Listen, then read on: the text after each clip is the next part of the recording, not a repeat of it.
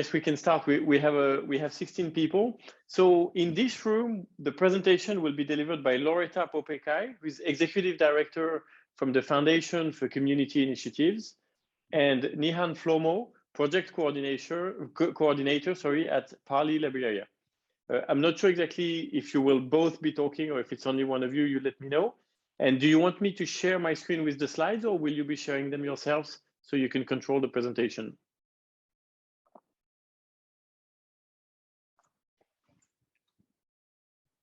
I am hoping so. Let me check.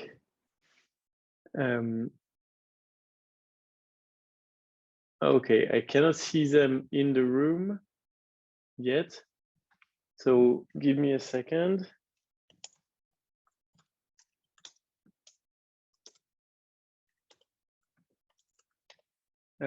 Because obviously I won't be able to make any of the presentation myself.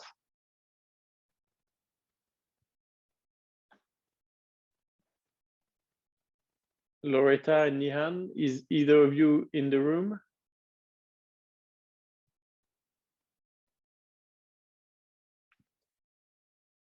I cannot see the name. I'm looking at the list of names. I cannot see Loretta or Nihan.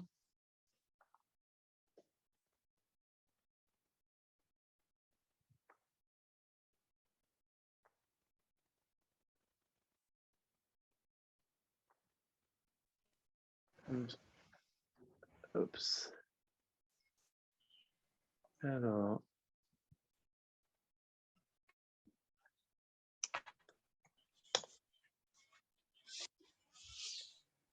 Apologies. I'm trying to reach them through WhatsApp.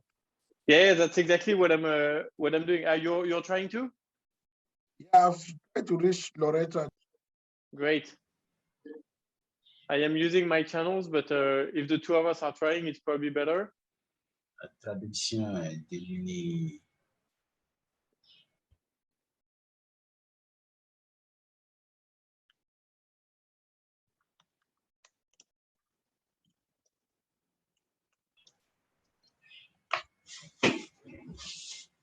Je parlais de ça se fait là. Là, on. Elle a dit le point maintenant, au lieu de mettre l'interprétation, donc là, on nous a demandé de joindre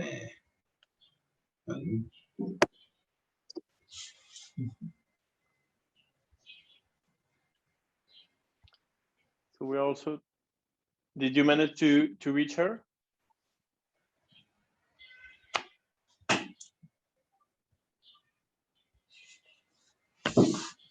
Apologies, we're also trying to reach her on our side. Ils disent qu'il n'y a pas de traduction dans ce groupe. Non, dans ce groupe-là, il n'y aura pas de traduction. Pour la traduction, c'est que dans la plénière. Ok, merci. Okay. Là, cette présentation-là sera en anglais. D'accord. Merci. I still have the hope that you will join, but if some of you don't want to take the chance and want to listen to the presentation in the second round, feel free to go to attend another presentation, because I don't know how long it will take for Loretta to join us. Loretta is joining now. Okay, great. Perfect. Merci, Raymond.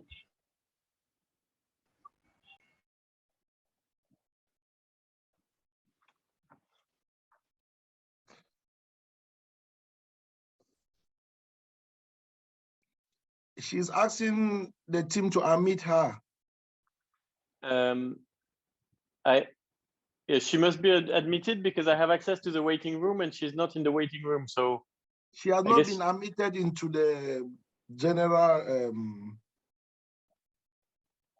Okay, I have just admitted Nihan, and now he needs to join if you room number 2.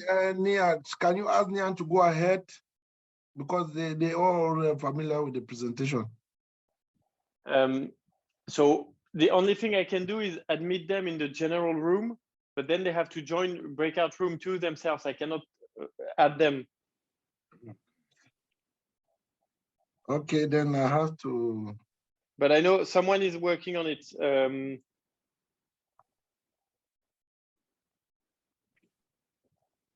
So they will be admitted very soon because Nihan is now in the meeting, so it just needs to join this breakout room.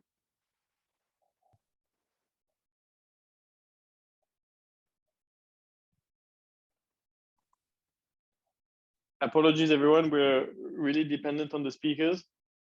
Can you ask someone to meet Loretta?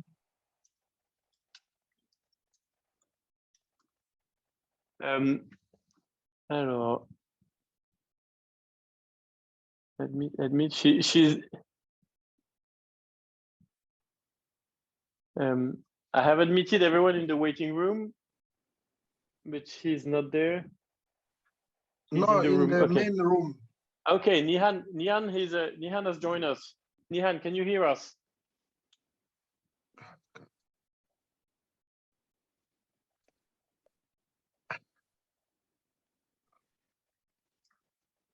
Nihan, can you hear us? I can see you're connected to the room.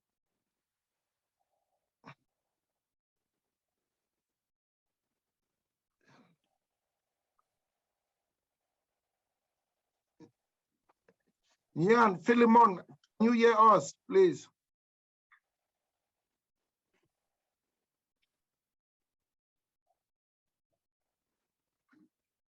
Yeah. Nihan, can you hear us?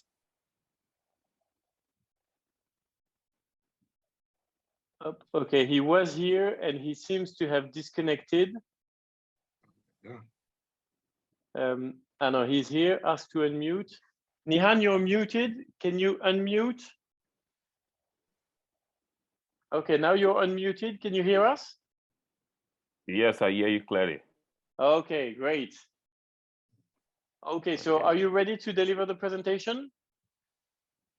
Yes, if you are ready for me, then I'm ready to deliver the presentation. We have all been ready for a bit. Do you want me to show the slides, or do you prefer to show the slides yourself? Yeah, you can share the slide for me, please. Okay, cool. I will do that right now. Okay. Share screen, PowerPoint, share, and then I'll go into slideshow mode. Okay, there you go. So we will be now quite limited with time.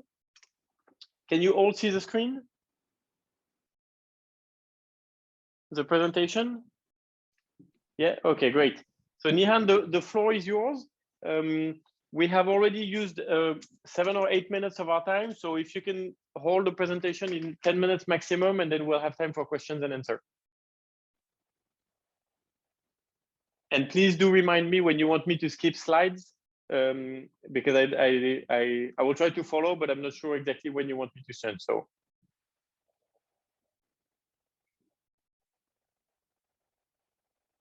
Nihan? Oh no. Nihan, can you hear us?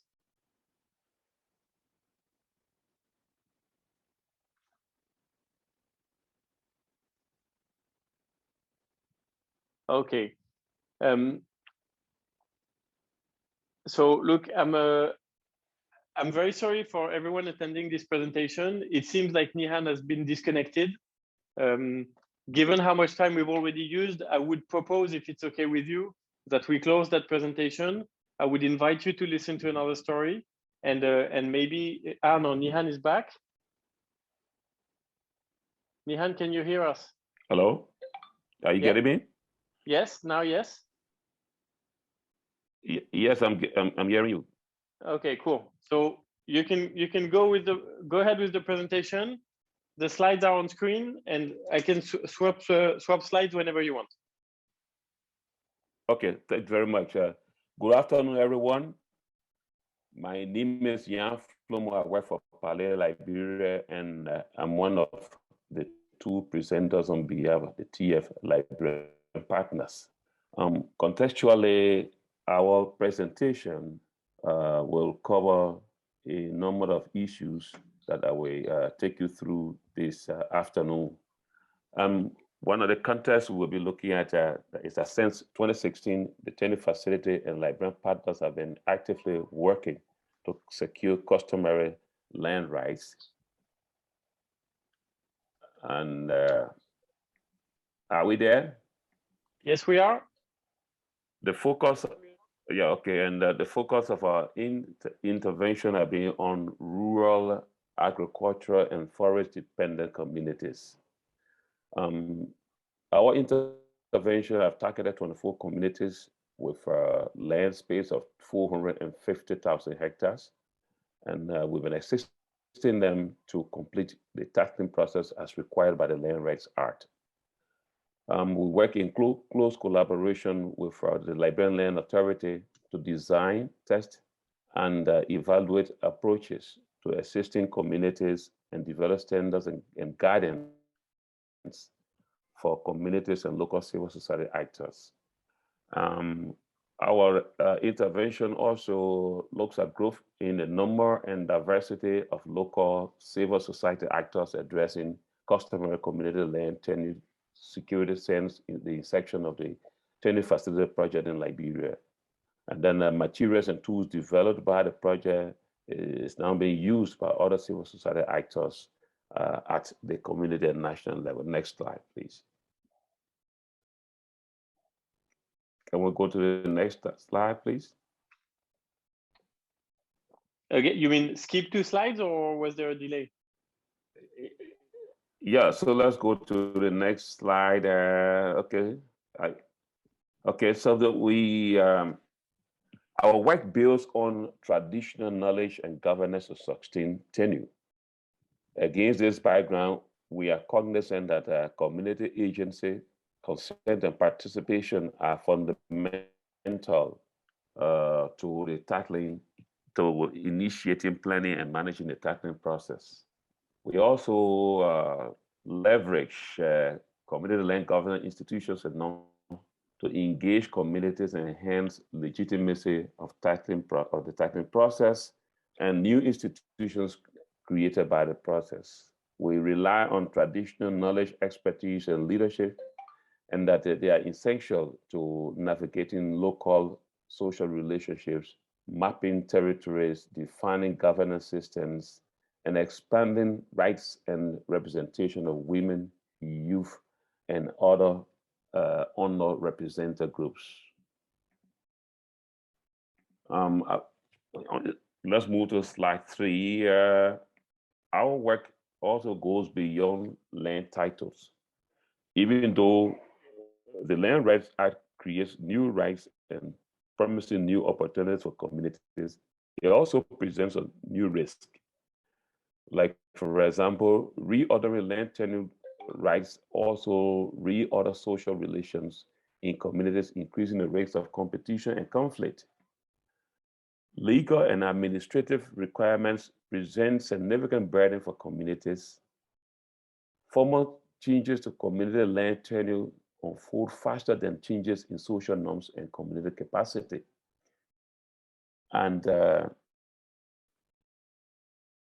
customary land titling process is vulnerable to capture by elites or well-resourced actors.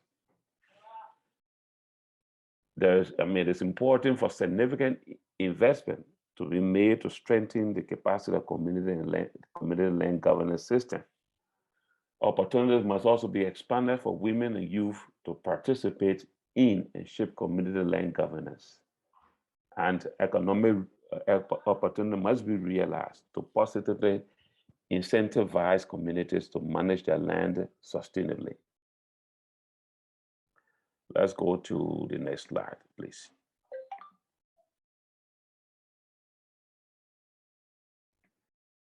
One of the focal areas of our partnership and intervention is creating effective strategies for protecting and sustaining tenure. In this line, we emphasize the followings. We let the community lead. Processes to assist communities should be designed to maximize community agency and voice. This results in more durable and legitimate institutions and decisions. Engagement with the government. The government, as duty bearer, has to respect, protect, and promote community land rights. and the state is best placed to scale community land rights. While it may be difficult, investing to develop habits of cooperation between government, communities, and civil society is important. There's a need to skill and diversify the community after supporting communities. Securing community land rights and land tenure is a big, big job. And actually, it requires many different skills and expertise. So let's go to the 5th slide. How then can the tenure facility help in the process? We would like to recommend the following: that the TF continue to support communities by working directly with local organizations that possess trusted relationships with communities and expert knowledge. We should consider the TF's expanding support directly to communities as they stand up their own land governance institutions. There is a need to educate donors that working with local actors may be risky, but yields tremendous benefits in terms of secure and sustainable community tenure. There is a need to enhance the understanding of results and impact through rigorous evaluation, example, randomized control studies. There is a need to invest in building the capacity of local civil society champions to scale efforts through training and resources for improved management systems and funds. Thank you so much for your attention. Okay, so I'll stop sharing. We now have some time for questions. So does anyone have any questions for our speakers? I think Loretta has joined. Yes, Loretta has joined us, and Nihan is still here.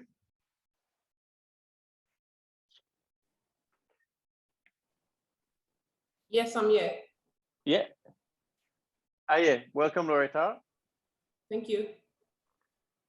So does anyone have any questions for our presenters?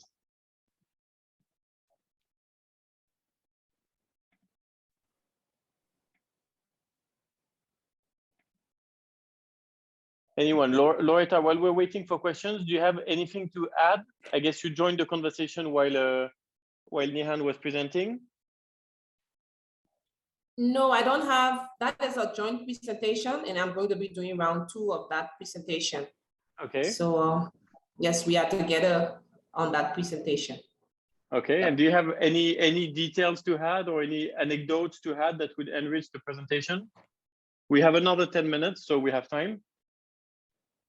No, there's nothing to add except where others have questions, and then I can join Jan to answer or support him in answering some of the questions. I'm seeing Eric got a hand raised. Yeah. Maybe you could recognize. Eric. Yes, thank you for giving me this opportunity. And yeah, I just joined lately, but I'm so happy that have been part of this presentation. My question is on this letting the community lead aspect as a strategy to protect and sustain tenure. So I wonder, in conflicting areas, conflicting regions, how do we deal with this? If we give responsibility to communities which are conflicting themselves, how do we address this issue? It seems for me like a risk. Thank you. Okay. Thank you. If you are involved in an intervention that involves the community, there is a need, in addition to the community participating, for them to play some leading role, because at the end of the day, we are going to exit and the process is going to be continued by the community. So at some of our intervention level, we gave some leadership role to the community. Like presently, we are doing what we call the Tenure Facility Bridge Project. And the way the project is being designed is for the community to lead most of the activities, because it's part of the capacity building process for the community. So if the community is given that opportunity to lead some of those activities, then it builds a capacity to continue after we should have departed. One of the things that we also are involved with on the bridge project to see how in areas where you have the situation of conflict and competition is to bring the existing structures together with our land governance body so that the need for collaboration and working relationship can be discussed and developed.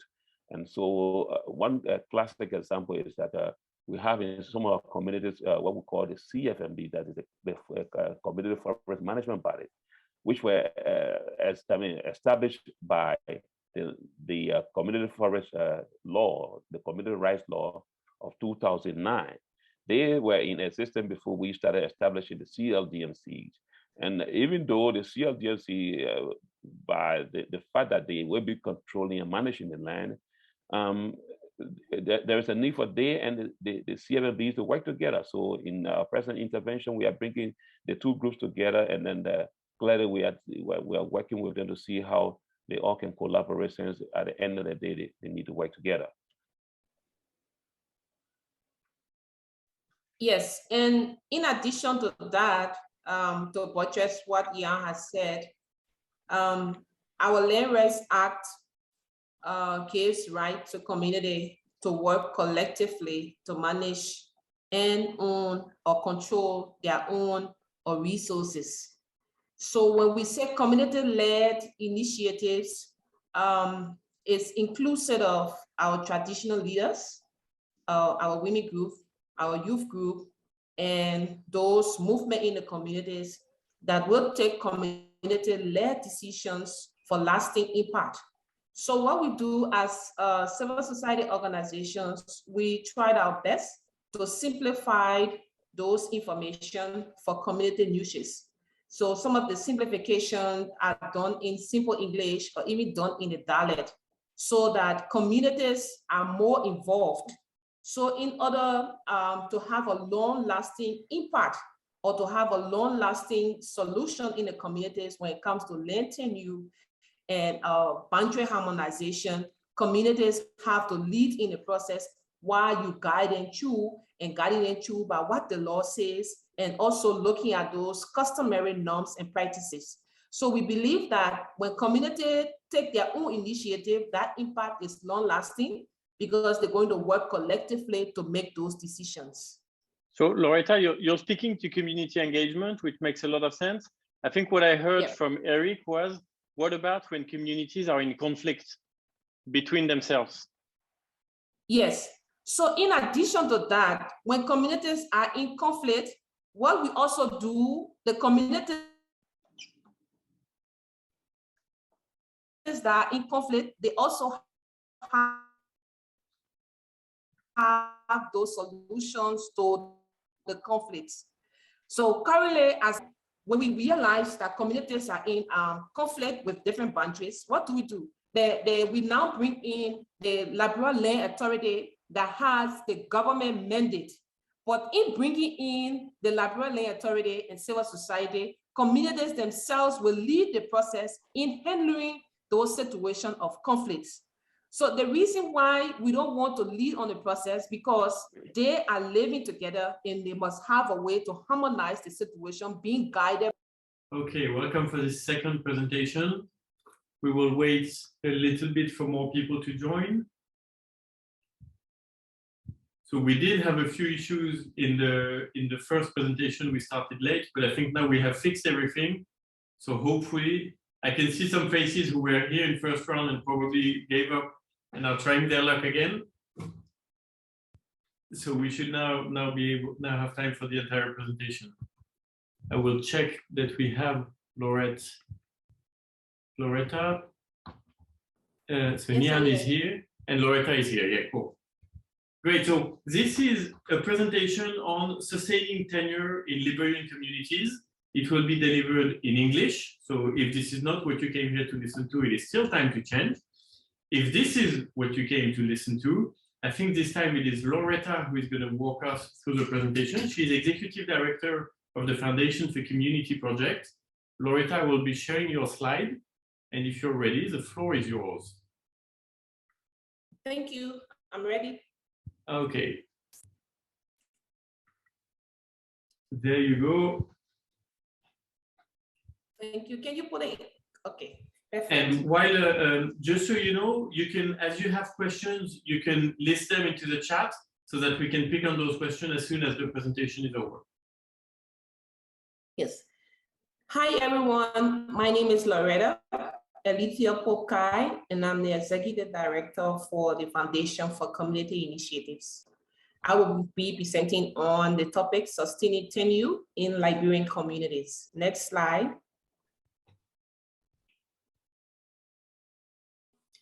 So we want to look at the context, Liberian context.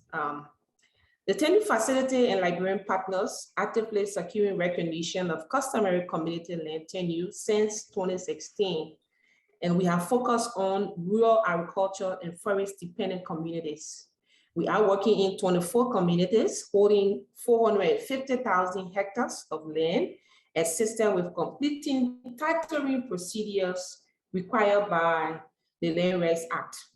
We have close collaborative partnership with the Liberian Land Authority to design, test, and evaluate approaches to assisting communities and develop society actors to scale.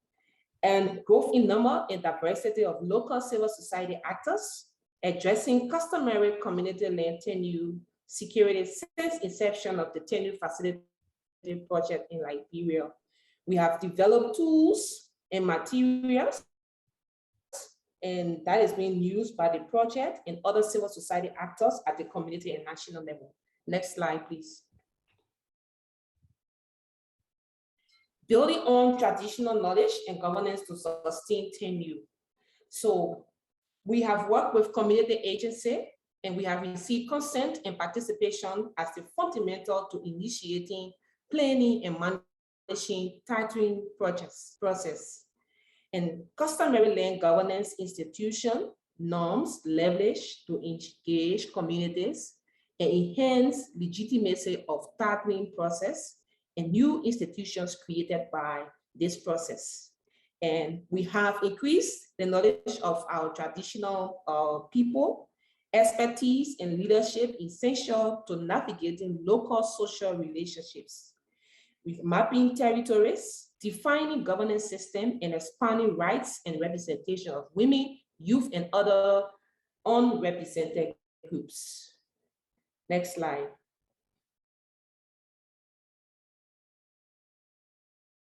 Beyond land titles.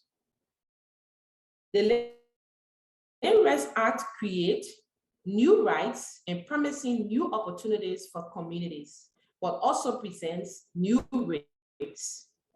And they are reordering land tenure rights, also reorder social relations in communities, increasing the risk of competition and conflict.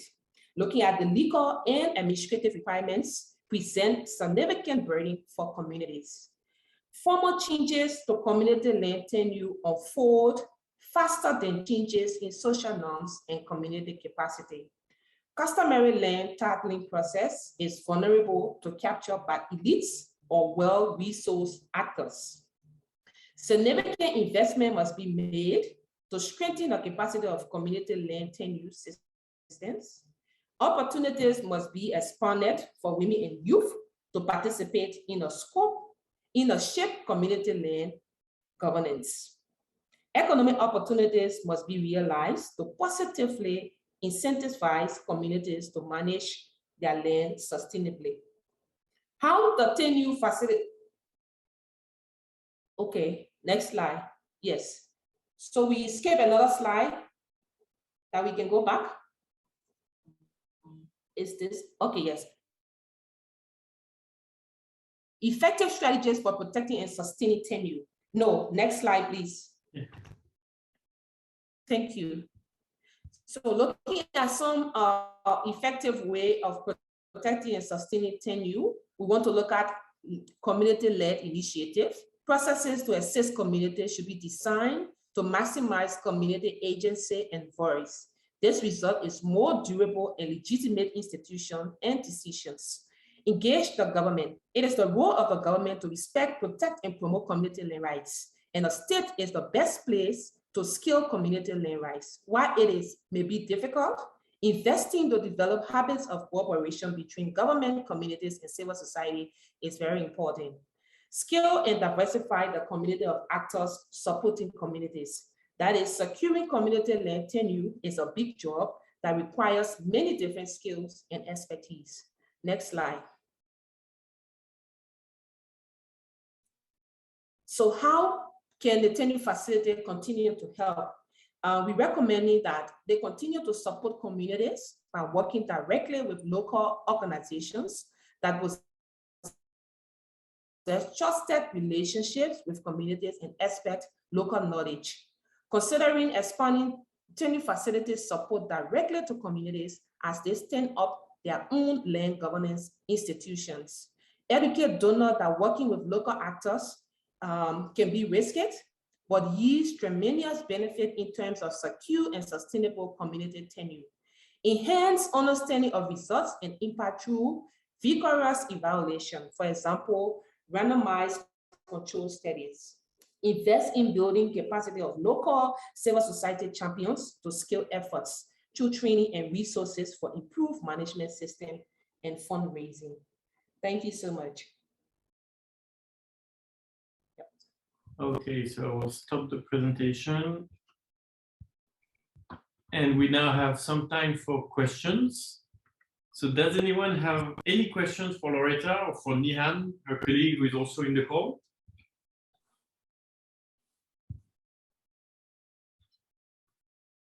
Christian, it seems you're about to ask a question, but you're on mute. Yes. Yeah, thank you very much for the presentation. I have many questions. I would like to have a couple of maybe more concrete examples, what it exactly means when you say, for example, that customary land governance institutions have been created, I think, and what it really means in your project when you say that the communities work closely with the land authorities and engage the government. Maybe you can make it a little bit more, maybe you can explain it a little bit more with examples in concrete cases. Thank you. Okay, so for the first question, when we talk about community establishing land governance, it's in accordance with the Land Rights Act that support communities establishing institutions to manage and control their land rights. So the law states that communities will establish the community land management and development committees. And this committee will be responsible to manage and control land at the community level. So when I said civil society is supporting communities to establish the land governance structures is by the law, and our project is supporting communities to establish these institutions that will be based in the communities to support them in accordance with managing their different land. And also to support that in accordance to the law, the act calls for community to self-identify. And community self-identification is the first step. There are 5 legal steps that community will have to go through in order to get the legal rights to their land. So one of the first steps is the community land self-identification, and then you come. After that self-identification process, you will have the Liberian Land Authority coming in to satisfy communities as going through the first step of identifying themselves, how they want to be called. And then all of the stages will include establishing governance structures in where communities are going to develop their bylaws and constitutions. They're going to be developing ways on how they're going to manage and control their land. And other ways are communities will come together to do their participatory mapping. They will come together to do their boundary harmonization. And then the Liberian Land Authority is going to come in to do the confirmatory survey After the confirmatory survey, the Liberian Land Authority will also come in to issue deed, that is customary deed to that land. So before you get your customary title to that land, you have to go through different steps. And those steps will have to be validated by the government institution, the Liberian Land Authority. Does that answer your question, Christian, or were you hoping for more specific examples? No, that's fine. Maybe I have a couple of follow-up questions later, but first maybe other participants. Okay, let's see. Do we have any other questions from anyone?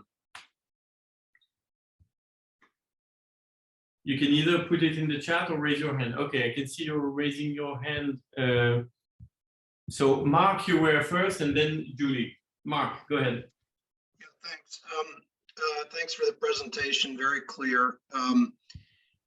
Can you, again, in the spirit of kind of giving a specific example or two, talk a little bit about you mentioned that the process of securing tenure rights, the whole process, which you outlined very clearly and just referenced again, can also lead to conflict in that during that process. And so my question is, conflict between which parties? Is it between, for example, two local communities that overlap when the mapping process is done? Their claims overlap each other, or is it? I mean, imagine it's on many different fronts. But can you just talk a little bit about those conflicts that you've confronted and how you've maybe resolved them? That's a big question. Sorry. Nihan was about to jump in, and we had Mark. We had exactly the same question in the previous group, and we actually didn't have time to answer. So this is great. Nihan, you wanted to react? Yes. Actually, sorry, I got disconnected, so I didn't get the question from the beginning when I got reconnected. So what was this question? So correct me if I'm wrong, Mark, but in a nutshell, it's how do you deal with situations of conflict between communities? Or do you want to reformulate the question, Mark? No, go ahead, Mark. I don't want to distort your question. No, you didn't distort. I think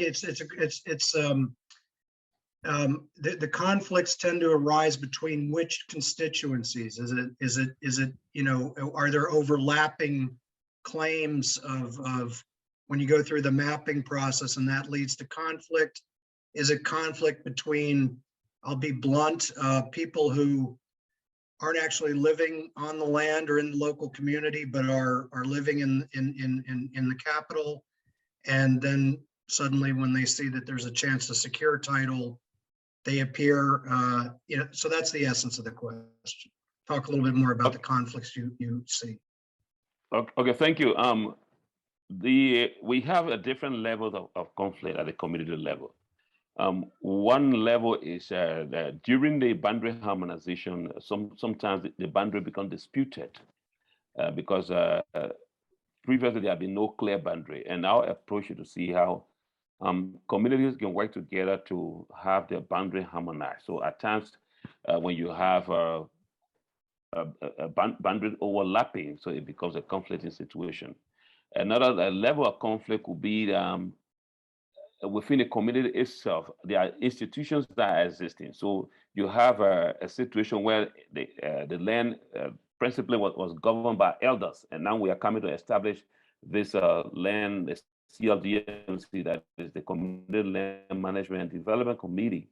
Now, this committee, by the law, is supposed to be the forerunner of the community land. Now, you see that it means that you are taking power away from people who have been administering land previously. So it creates another level of conflict.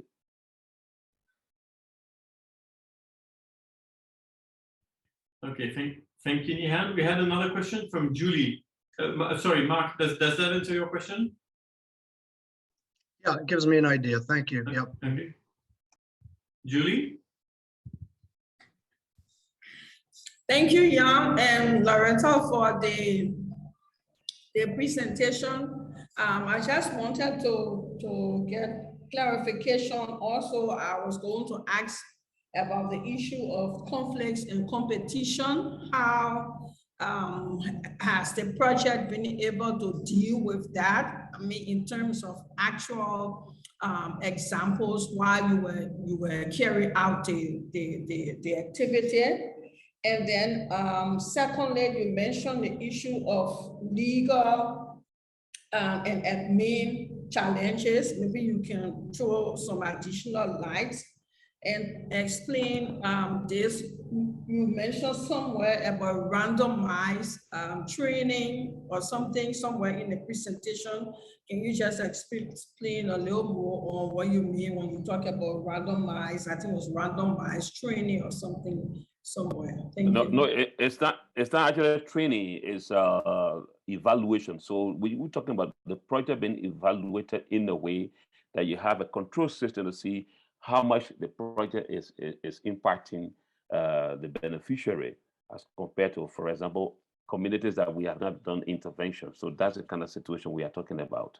With reference to specific example of dealing with some of the conflicts, like we are doing the bridge project. One of the things that we've done in that project is, for example, to bring the CFMBs and the CLDMC members together.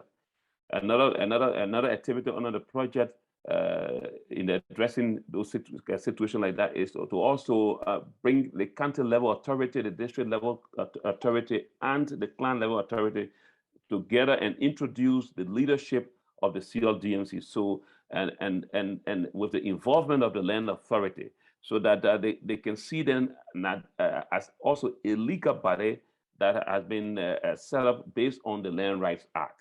So these are some of the specific activities we'll be involved in trying to address conflict, especially conflict of competition in terms of community structure. And in conflict situation where it arises from boundary harmonization, we also have been working with local authorities sometimes to use their arbitration means to see how they can resolve some of the impasses. And prior to most of the boundary harmonization activities, we bring all of the players together and train them in negotiation and mediation. So with some of these skills, they also help to resolve some of the differences. Yeah, and in addition to that, reference the question on legal and administrative burden that we talked about. As you all may be aware, the Liberian Authority is developing regulations that will further clarify how the law will be implemented. And also communities will be taxed with setting fees on the registration and around the tethering. So we are saying it's going to cause extra burden for communities if our partners in civil society don't come in to help communities when it comes to the legal and administrative processes. So looking at the example right now with the Tenure facility project, the bridge project, we are helping communities to get the registration for the land. So looking at the article incorporation, we have helped like 24 communities to get the article incorporation, and we are going to further help them, to get those fully legal requirements that will help them in administering and getting those administrative issues settled at the community level. So communities, looking at the support from communities, we are aware that communities would not afford some of the fees to go through the entire legal process. So in order to minimize those processes, we also recommend that our partners or civil society come in to reduce some of those burdens from the communities, that they will be able to have the full bundle of rights. Yeah. Thank you, Loretta. Do we have any more questions? I think, Christian, you had some follow-up questions. Do you want to chuck one in? Yeah, that maybe touches the topic also of economic opportunities and the objective of sustainable land use, for example. I would just like to know if communities are also, once they have the tenure for the land, if they are accompanied by developing economic opportunities, or in having also afterwards a voice and agency, in using their land, and if regenerative land use and sustainable land use, or what kind of role does it play once the titling is safe? Thank you.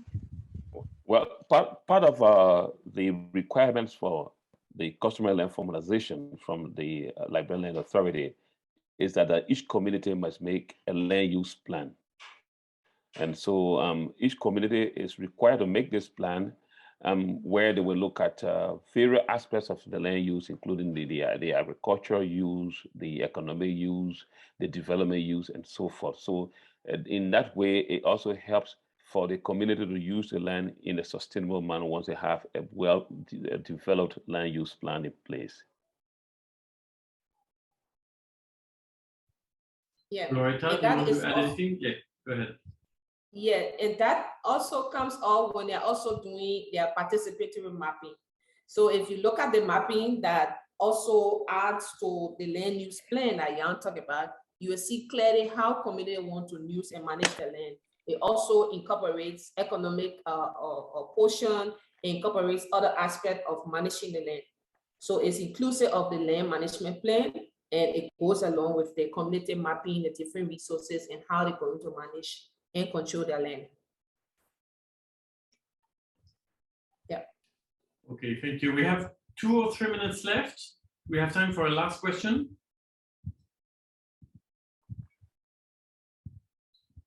Yes, Mark.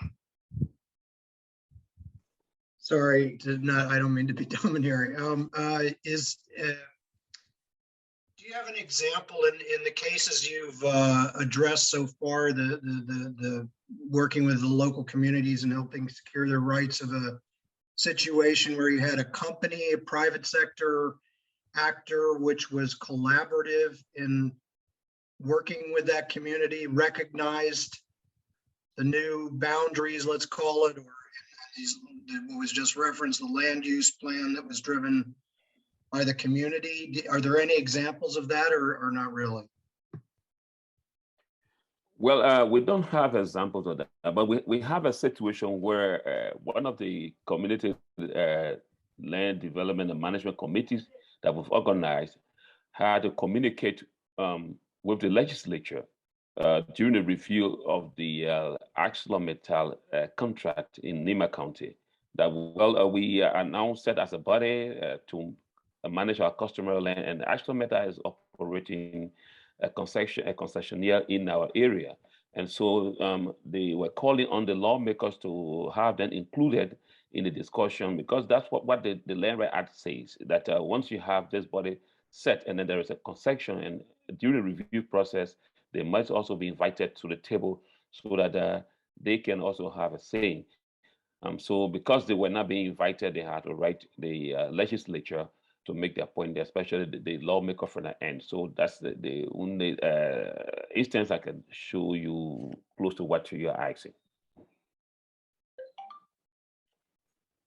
Yes. Yeah. So also in addition to that, for this Tenure facility project, the Bridge Fund project, we have also incorporated communities that have concession agreements looking at the community forestry management bodies. And we have incorporated them into the governance structures of the community land management development committees. Because in accordance with the law states that communities will establish subcommittees. So these subcommittees will be responsible of managing the forest, looking at communal land, and looking at other issues when it comes to other natural resource governance.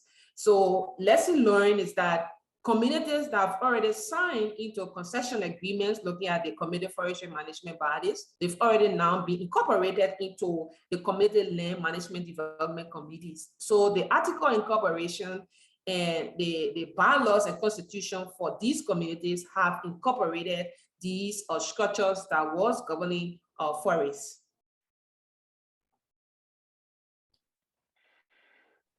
Thank you, Loretta. So as you can see, we will be brought back in 30 seconds into plenary.